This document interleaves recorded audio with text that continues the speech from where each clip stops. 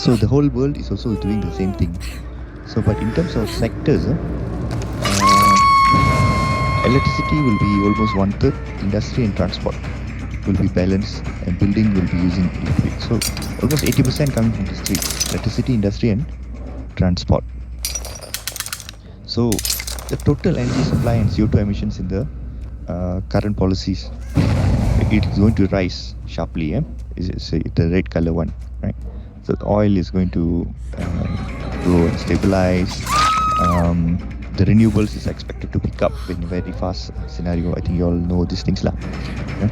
I'm going to go a little bit faster on this. On the net zero emission. In net zero emissions, we need electricity sector emissions to go down fastest. You can see the top, fastest. CO2 emissions also need to go fastest in this scenario. How to go fastest? We need to change to renewables.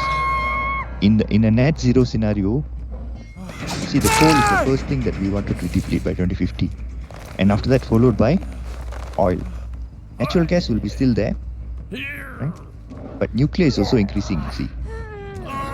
And then the use of biomass, renewables and everything, you see the biggest chunk here, from here to here, almost 2/3 will be replaced by this side. Almost 2/3, more than 2/3 is fossil fuel. So 2/3 should be renewable on the right hand side. So this is energy transition. Is it possible? Very, very difficult. Then you need to break into solid, liquid, and gases. In terms of coal, if you don't want to use coal, what will be the replacement of coal? That will be the biomass. The biomass is coming. So if you don't want to use liquids, is it possible? Not possible. So end of the day, you are reducing liquids, because why not? The electric vehicles are coming in, the electricity is going to come in. So the oil usage is getting lower and lower. It's replaced with a little bit of modern bioenergy and also hydrogen little bit. In terms of gases, natural gas will be still there, right? Natural gas will be still there, coming replaced with hydrogen. So natural gas will be replaced by hydrogen or even biogas, a little bit of biogas. This is possible in these scenarios. So in terms of industry, which industry will be the most fastest in moving into energy transition is the electricity first. See, by 2050, it's expected that 88%, 90% of the electricity industry will be already generating from renewables. This is what expected. This is desired only. The slowest moving is road transport. Road and industry heating, ventilation, anything for process and everything, cement, iron, they will be the slowest to move. The building will follow the electricity. So the fastest moving is electricity sector to decarbonize. Decarbonize, the electricity sector will be decarbonizing the most. So the future of renewables, we want to reach net zero is, we want more capacity gigawatt by solar and wind, maybe by 4 times, because we only have 4 hours of sunlight and so on. So you need to increase very fast. Electric vehicles, it has to grow by 18 times, new electric vehicles, and they need to be connected to electricity.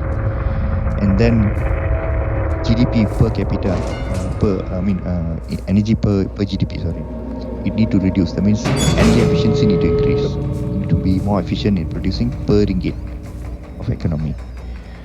So huge opportunities for jobs in the electricity and bioenergy sector, because the oil and gas is going to be there, still there in the future. Coal industry could be shrinking, but the huge opportunity in the electricity sector and bioenergy sector, because this sector is going to be electrifying the entire world, electricity, using mobility, cars, and this will be the biggest gain in the jobs that you're going to look into. Okay. In Malaysia, there's many policies that's supporting renewable energy, like feed-in tariff, net energy metering. I cannot go through everything in detail, but there are some enablers. Just now I mentioned about renewable energy standard. I'm going to skip this. Let's look into feed-in tariff. What is feed-in tariff? Feed-in tariff means you give higher price if you generate the electricity and give it back to the grid. Example, today, if you want to buy from TNB, it's 50 cents per kilowatt hour average for house. But during the feed-in tariff time, 10, 15 years back, they give you 1 ringgit 20 cents. That means you sell the electricity for 1 ringgit 20 cents per kilowatt hour and you buy back at 50 cents. That means you gain 70 cents. That's your profit. So they give this profit last time because they want to encourage people to put more solar panels. Because the price of solar panels were very, very expensive those days. Now it's getting cheaper and cheaper. Those days mean 20 years back I'm talking about. Yeah? I'm in the industry that long to witness the price change. One panel, 1 kilowatt could cost like 25,000 to 30,000 ringgit that time. Today, 25,000 ringgit, you can install 4 kilowatt. So it's actually